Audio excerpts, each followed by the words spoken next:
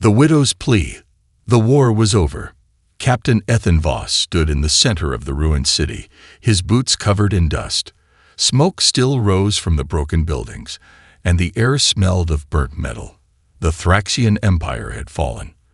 The once proud warriors, known for their discipline and strength, had surrendered to the humans. But even in defeat, the Thraxians did not beg. They did not cry. They stood tall, silent, accepting their fate. Ethan watched the survivors gather in the city square. The remaining soldiers, their armor dented and burned, stood in stiff formation. The civilians, women, elders, and children, stood behind them, their strange golden eyes locked on the human soldiers. No one spoke.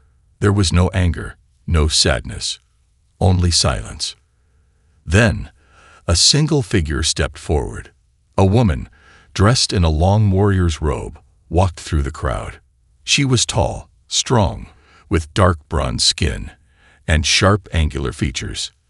A red sash was tied around her waist, marking her as a widow.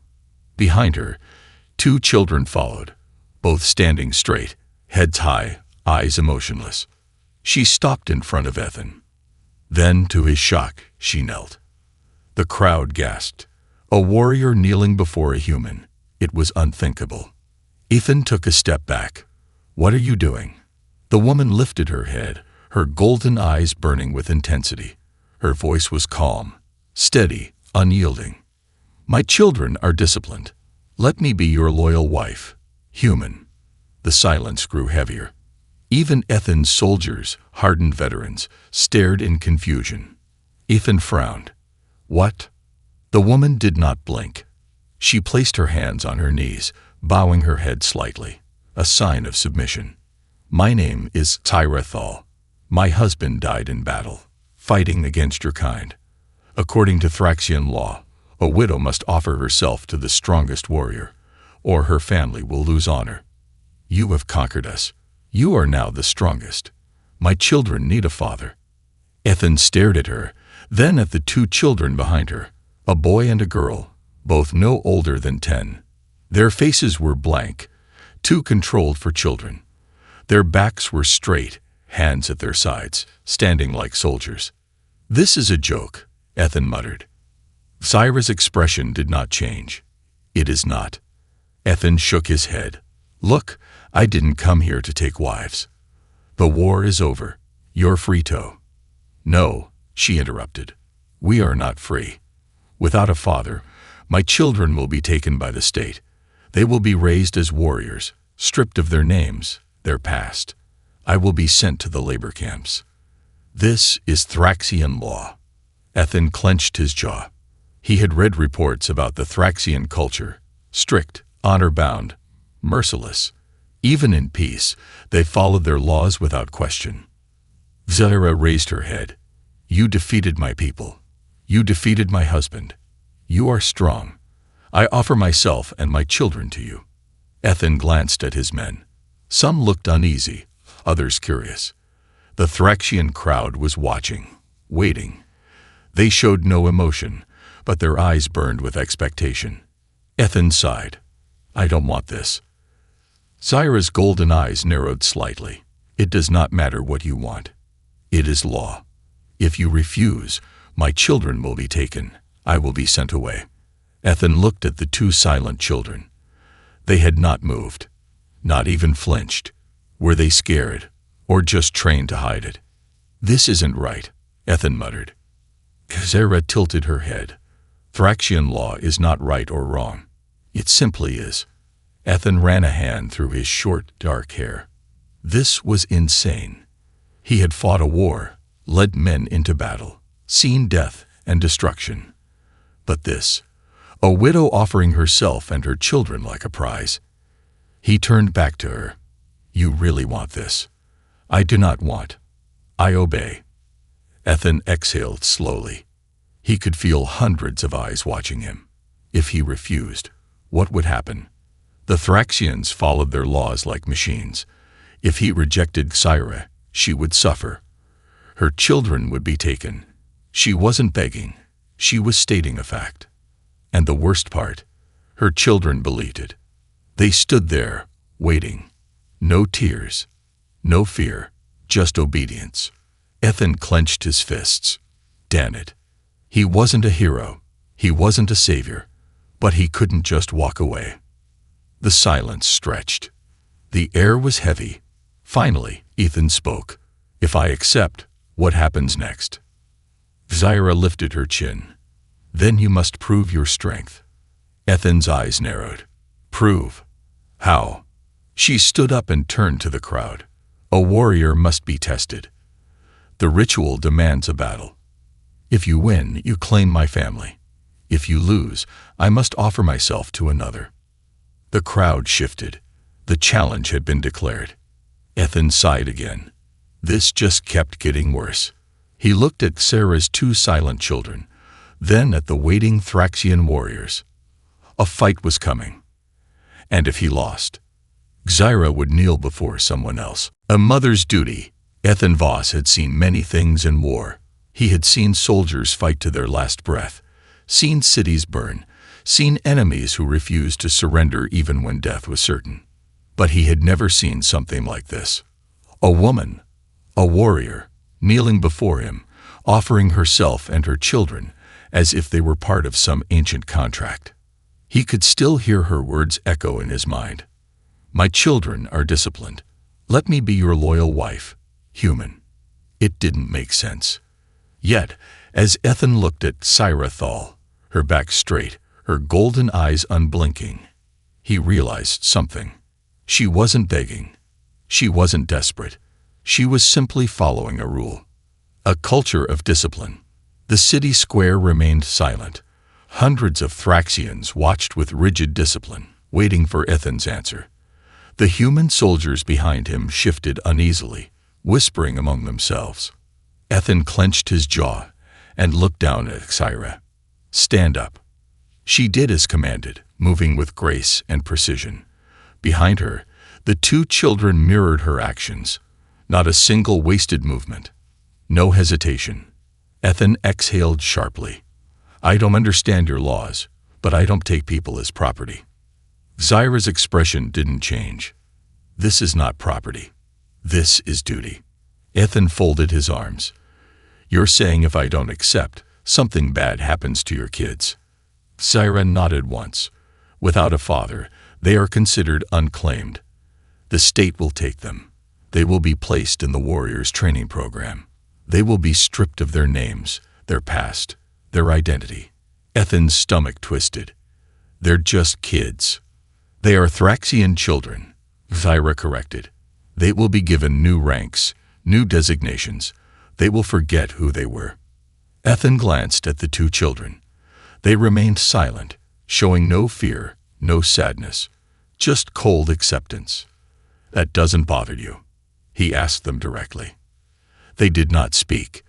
They did not even move their eyes from him. Zyra answered for them. They are trained to obey. Fear and emotion are weaknesses in war. Ethan's jaw tightened. That's not how humans do things. Zyra tilted her head slightly. Yet you won the war. Ethan had no answer for that. The widow's unyielding offer. He sighed and ran a hand through his short, dust-covered hair. You're telling me that if I don't accept you, your kids are taken, and you're sent to, where exactly? The labor sectors. Zyra replied without hesitation. Widows without honor are sent to work. They are not allowed to raise their own children. They are seen as unfit. Ethan's fists clenched. This system, this cold, unfeeling way of treating people, made his blood boil.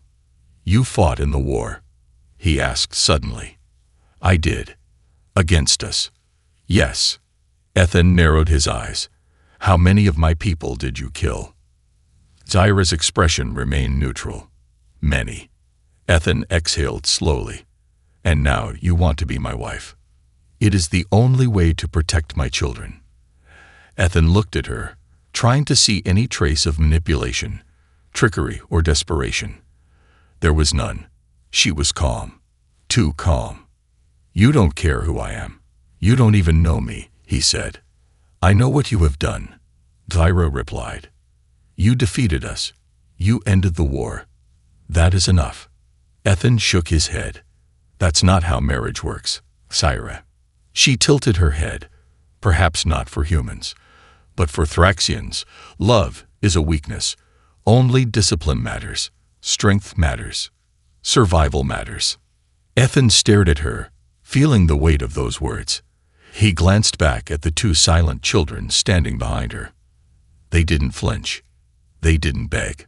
But deep in their golden eyes, Ethan saw something he didn't like. Resignation.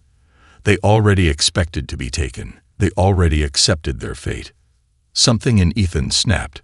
He had spent years fighting a war against these people. He had seen what they were capable of. They were ruthless, disciplined, unyielding. And yet, for the first time, he saw something else. Not warriors. Not soldiers. Just a mother trying to save her children. Damn it. This wasn't his problem. But he couldn't just walk away either. The challenge. Ethan took a deep breath. If I accept, what happens next? Syra straightened. You must prove yourself.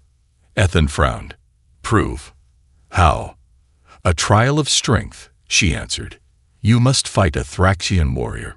If you win, I belong to you. If you lose, I must offer myself to another. Ethan felt his soldiers tense behind him.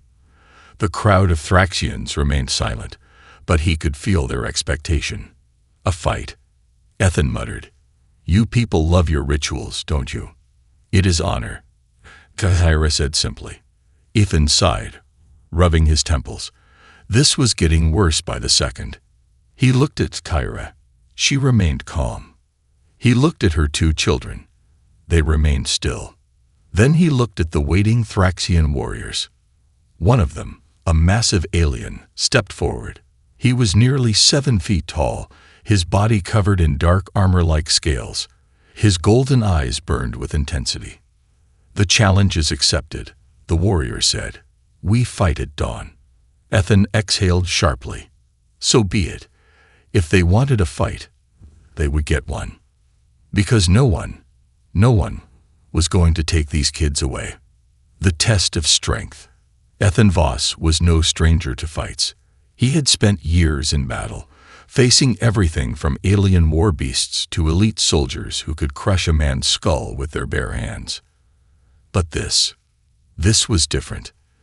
This wasn't just another battlefield skirmish. This was a ritual, a test, a challenge set by an entire culture that lived and breathed discipline. And if he lost, Syra and her children would be claimed by another, the Thraxian challenger. The sky over the ruined city was a deep, dark shade of blue as dawn approached. The air was cold, filled with the distant scent of burnt metal and blood. Ethan stood in the center of the dueling arena, a circular platform carved into the cracked stone of the city square. The Thraxians had gathered in absolute silence, forming a massive ring around him. Their golden eyes glowed faintly in the dim light, watching without emotion, without judgment, just expectation. His opponent stepped forward. The Thraxian warrior was massive, nearly 7 feet tall, his body covered in dark, jagged armor-like scales that shimmered under the pale morning light. His arms were thick, ending in clawed hands that could probably snap a human spine in two. His shoulders bore the markings of a seasoned fighter, deep scars from past battles. His name was Korath. And from the way the other Thraxians reacted, Ethan could tell this was no ordinary warrior. This was a veteran, a killer, a legend. Do you accept the terms? Korath asked in a deep, guttural voice. Ethan rolled his shoulders, feeling the weight of his muscles, the tightness of his old wounds. No weapons. No weapons. Ira confirmed from the edge of the arena. This is a battle of strength. Only the worthy may claim a widow's oath. Ethan exhaled. All right. Korath smiled, revealing sharp, pointed teeth. Then we begin. The fight begins. The moment the challenge started, Korath moved. Fast. Too fast. Ethan barely had time to react before a massive fist swung at his head. He ducked, feeling the rush of wind as it passed inches from his face. He rolled to the side, but Karath was already moving, his powerful legs carrying him forward like a predator hunting prey. Ethan barely managed to block the next strike, but the force behind it sent shockwaves up his arms. His body skidded backward, boots scraping against the stone. Damn, this guy was strong. The crowd did not cheer. There were no shouts, no gasps, just watching, silent, judging. Ethan fights back. Ethan took a deep breath and shifted his stance. He wasn't as strong as Karath. If he tried to meet the alien brute in a contest of raw power, he would lose. But humans had something else. They had adaptability, strategy, and dirty tricks. Karath lunged again, his clawed hand swiping toward Ethan's ribs. Instead of dodging, Ethan stepped forward, closing the gap faster than expected. He slammed his elbow into Karath's throat, aiming for a soft spot between the armored scales. Karath grunted but didn't go down. Instead, he grabbed Ethan by the arm and hurled him across the arena. Ethan hit the ground hard, rolling to absorb the impact. He coughed, tasting copper in his mouth.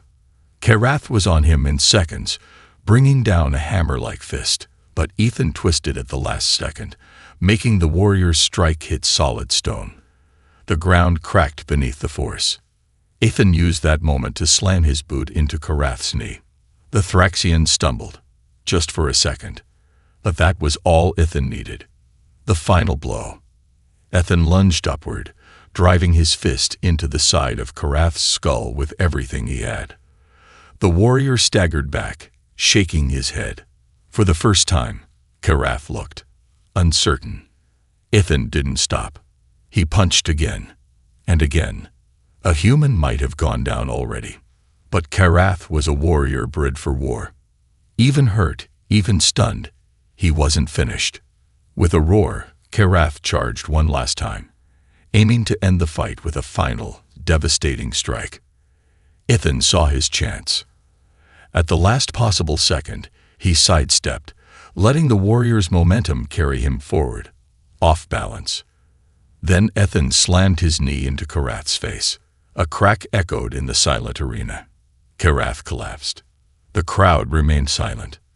Then, slowly, Karath lifted his head. His golden eyes flickered for a moment. Then he bowed his head. Defeat. The challenge was over. The aftermath.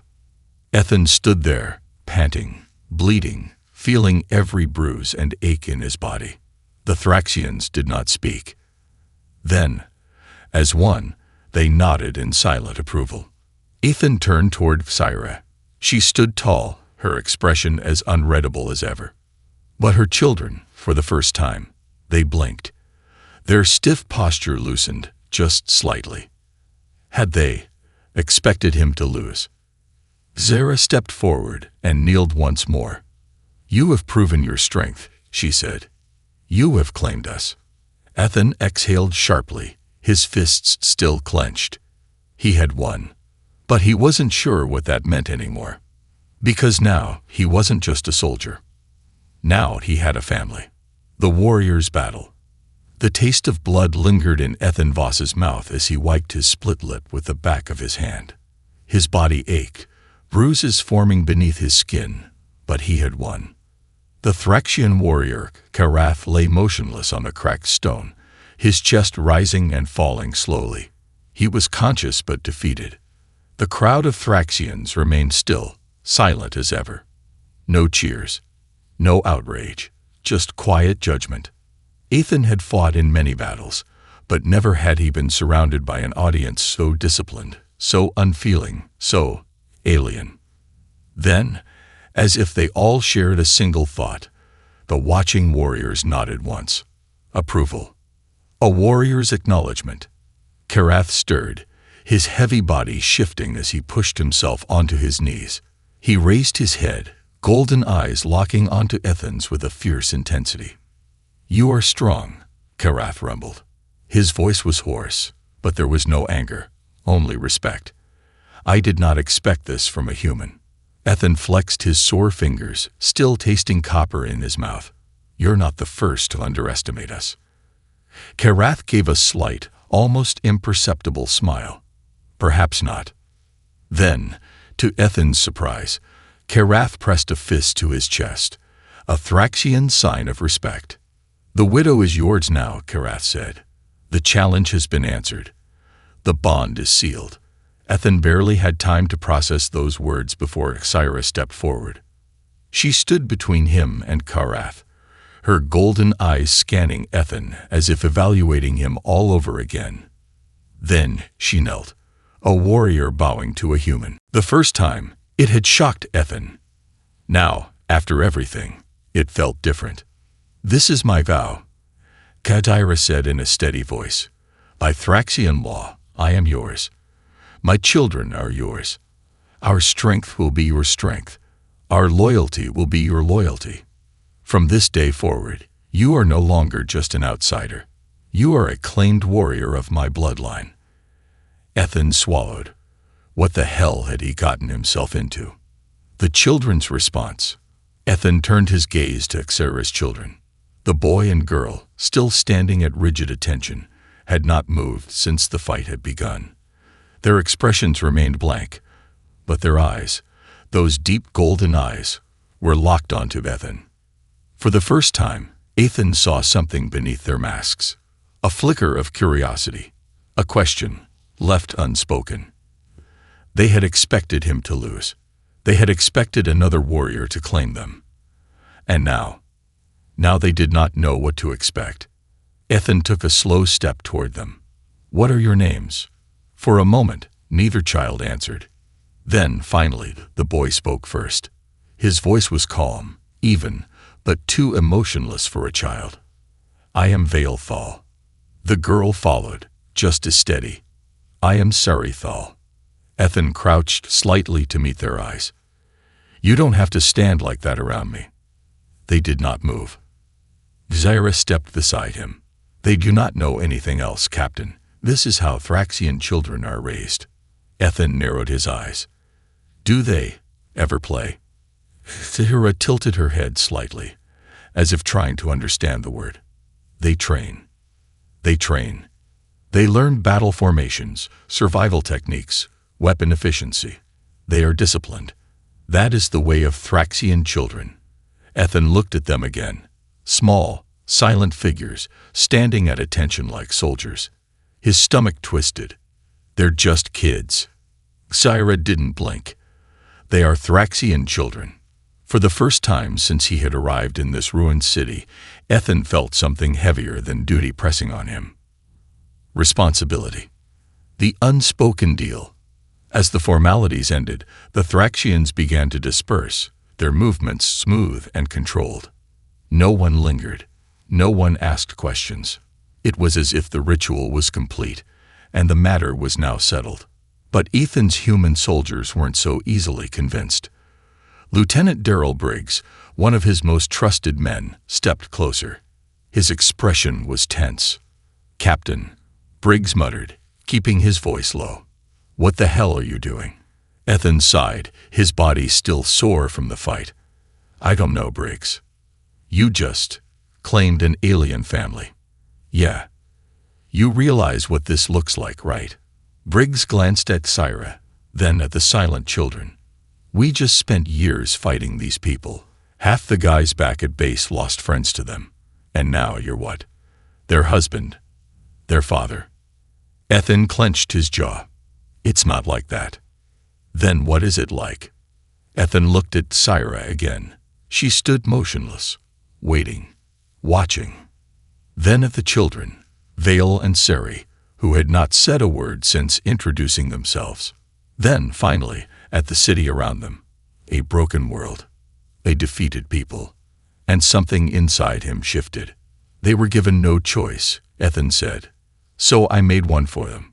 Briggs sighed, rubbing his face. This is going to cause problems.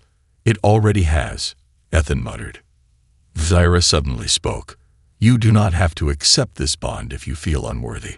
Ethan raised an eyebrow. Unworthy. A weak leader destroys his family, she said simply. If you cannot guide us, we will become your burden. Ethan crossed his arms. That's not how humans do things.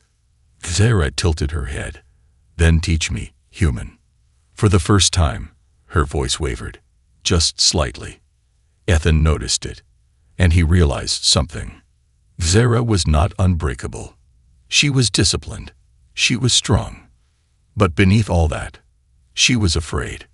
Not of him, not of death, but of what came next, because she had followed the laws her whole life. And now she had no idea what to do. Neither did Ethan. But he knew one thing. I don't walk away from people who need help, he said. Zara studied him for a long moment, as if trying to understand this alien concept of kindness. Then, slowly, she nodded. Then we will learn together. Ethan let out a long breath. This was going to be a long, long journey. The human's victory.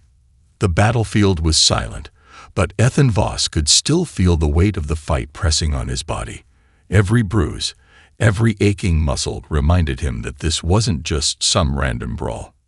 This was a trial, a test of strength, honor, and whether he was worthy of claiming Xyra and her children. And he had won.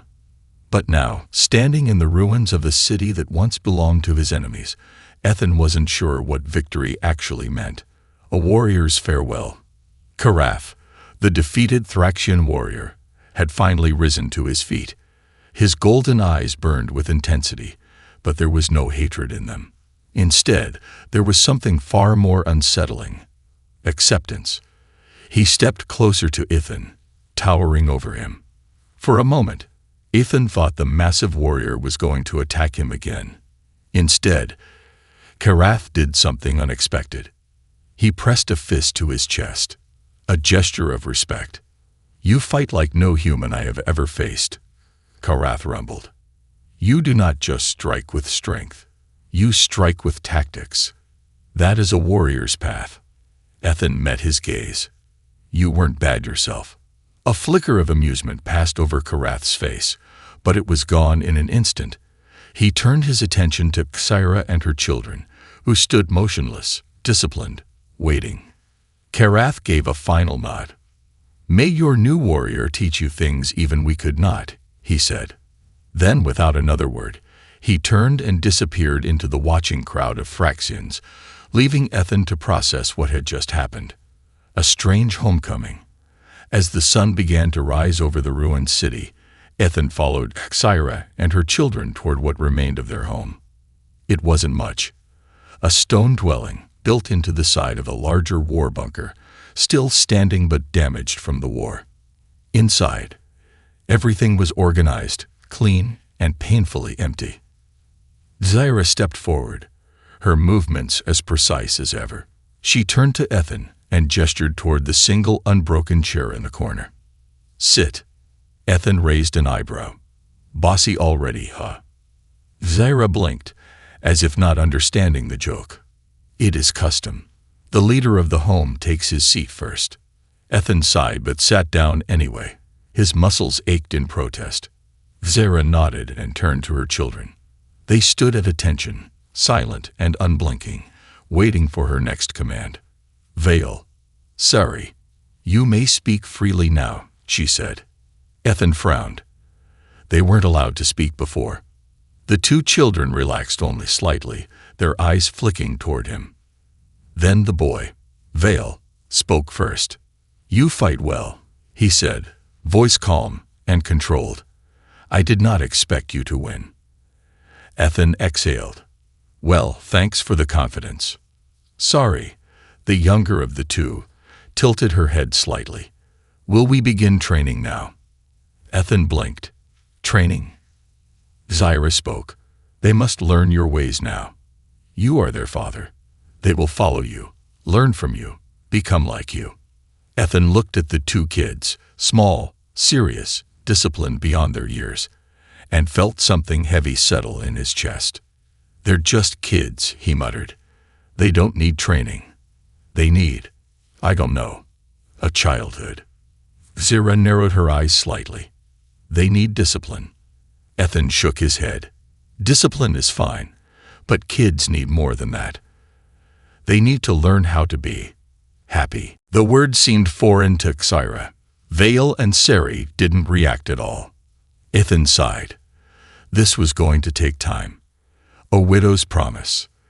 Later that night, Ethan found himself standing outside, staring at the alien night sky.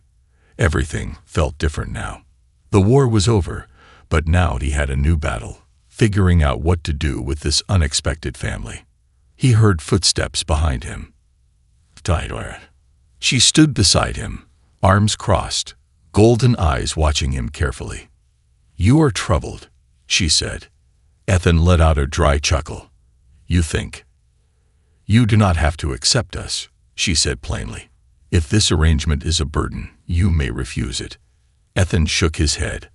I don't walk away from people who need help. Zara studied him for a long moment.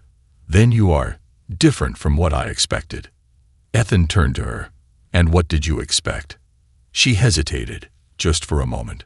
I expected a conqueror, she admitted. I expected someone who would take what he wanted and demand obedience. That is what my people believe humans to be. Ethan sighed.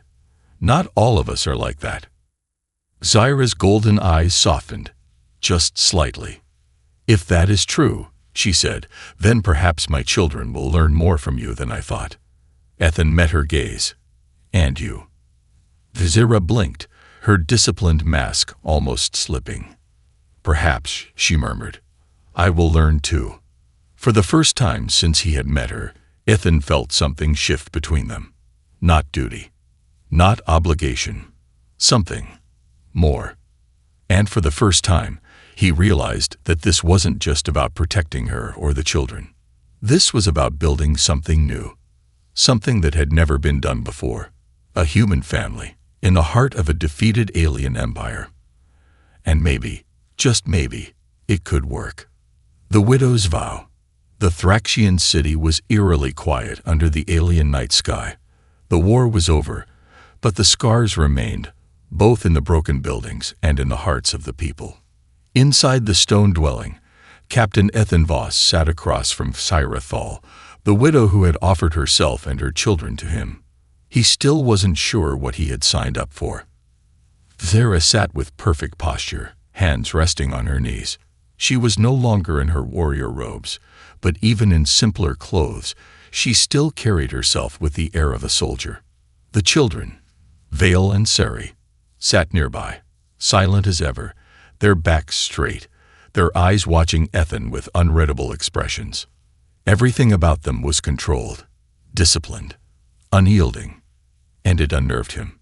Finally, Zyra spoke. You are our leader now, she said. We will follow your commands. Ethan exhaled. He had led soldiers into battle. He had given orders that determined life and death. But this was different. I'm not here to give you orders, he said. I'm not your commander, and this isn't a mission. Zyra frowned slightly. Then what is it? Ethan sighed. It's a family. Zyra blinked, as if the word was unfamiliar. A human family is different. Very different, Ethan muttered. The meaning of loyalty. Zyra tilted her head. You are uncomfortable with this arrangement. Ethan didn't answer immediately. He looked at Vale and Sari again, two kids who had been trained, not raised. This wasn't just about Zyra. This was about them. I just don't want you to think of this as some kind of contract, Ethan finally said. Zyra considered his words. For Thraxians, loyalty is not a contract. It is a vow. It is absolute. It cannot be broken. Ethan leaned forward. And what if I don't want absolute loyalty? What if I want you to be free? Zyra narrowed her golden eyes. Freedom leads to chaos. Ethan shook his head. No, slavery leads to chaos. Real freedom. It's about making your own choices, deciding your own future, not following orders because someone tells you to. Zyra was silent for a long moment. Finally, she turned to her children. Vale, Sari. The children straightened. Yes, mother. Your father is speaking of human customs. What do you think? The children exchanged glances. Then Vale spoke. "I think humans are strange." Ethan snorted. "That's fair." Sari tilted her head slightly. "But we are Thraxians." Syra nodded approvingly.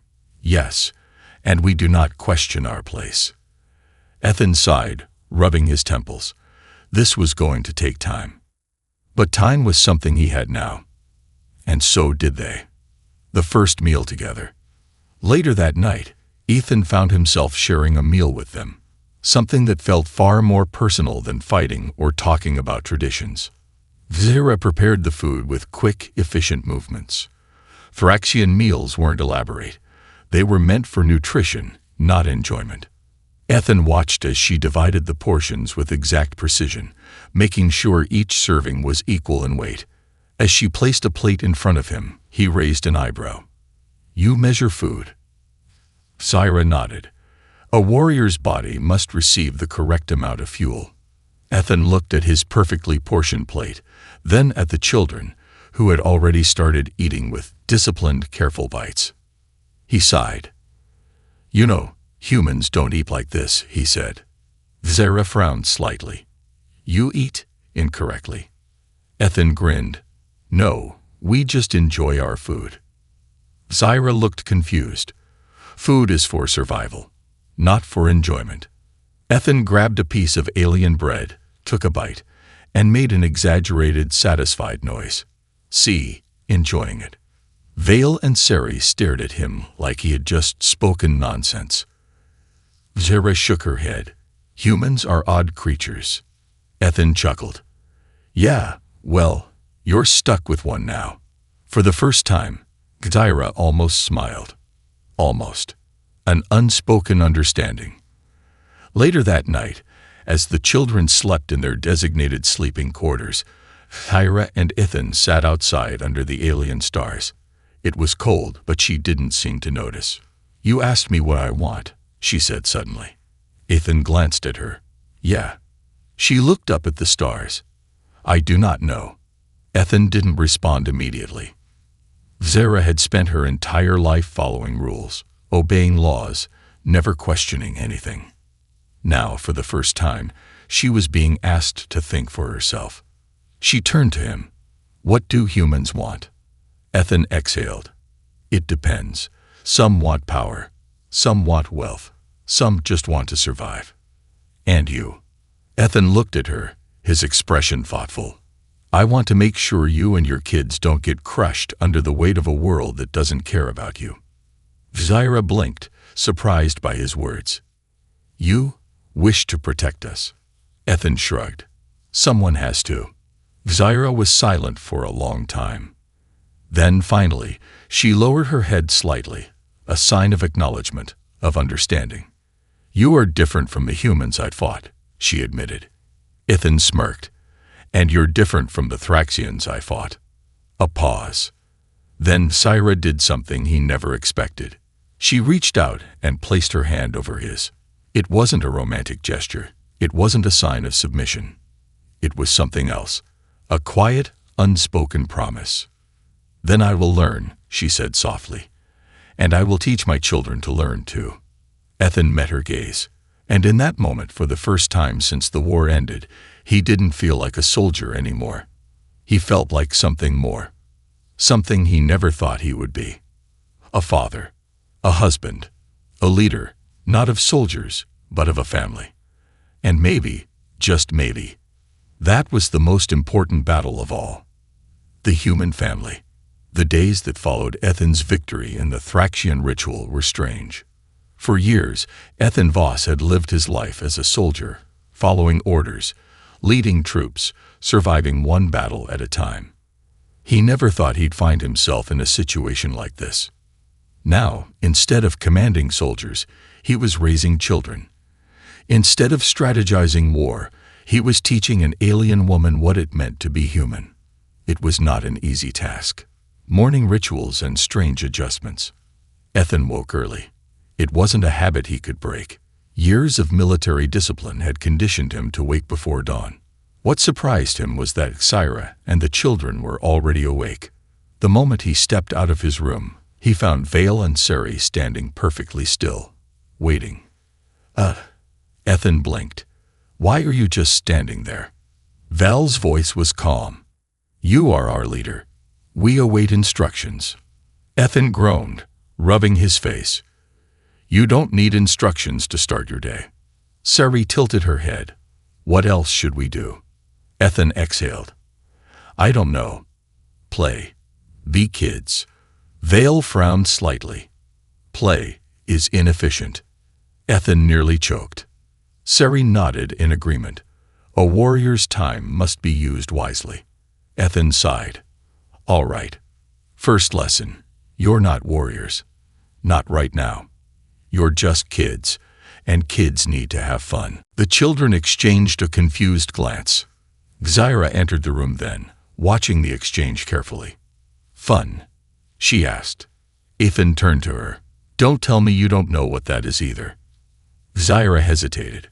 I understand the word, but I do not understand its purpose. Ethan rubbed his temples. It was going to be a long, long day. The first lesson. What is fun? Ethan took the children outside.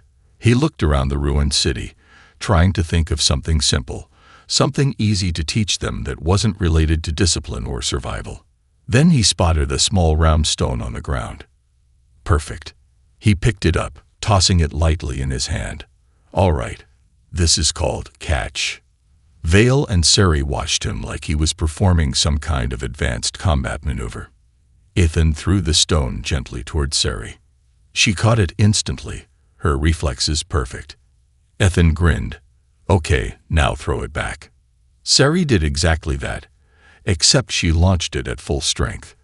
Ethan barely dodged as the stone whizzed past his ear, slamming into a metal crate behind him with a loud clang. Whoa, Ethan shouted. Easy. It's a game, not a battle. Sari blinked. I threw it efficiently. Ethan sighed. Yeah, too efficiently. Vale picked up another stone and tossed it, calculated, precise, like a trained marksman. Ethan caught it and shook his head. These kids weren't just disciplined. They had been trained to be warriors from birth. And now he had to teach them to be kids. The unspoken struggles. Zaira stood at a distance, watching carefully as Ethan tried, and mostly failed, to teach her children what fun was. She was curious. She had seen humans fight. She had seen them conquer. She had seen them lead with strength. But she had never seen a human care so much about something as small and meaningless as a child's happiness. She stepped closer, her golden eyes scanning Ethan. You are different from the humans I fought. Ethan, still trying to dodge another thrown rock, huffed. Yeah, well, I didn't spend my whole life trying to kill people. Zaira tilted her head. And yet you are a warrior. Ethan paused. He looked at her unwavering, disciplined stance, the way she was always ready for a command, for an attack, for a duty. He sighed. I was a warrior because I had to be, not because I wanted to be. Zaira studied him. Then, slowly, she nodded.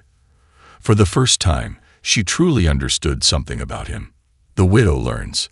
Later that night, as the children slept, Ethan and Zaira sat outside under the stars. Zaira's expression was thoughtful. I do not understand how humans live like this. Ethan raised an eyebrow. Like what? She hesitated. With freedom. Ethan shrugged. You could try it. Zaira exhaled. I do not know how. Ethan turned to her, his voice softer now. You don't have to follow every rule, Zaira. You don't have to kneel. You don't have to obey me. You don't have to live the way you were told. Zaira's golden eyes flickered with something he hadn't seen before. Uncertainty.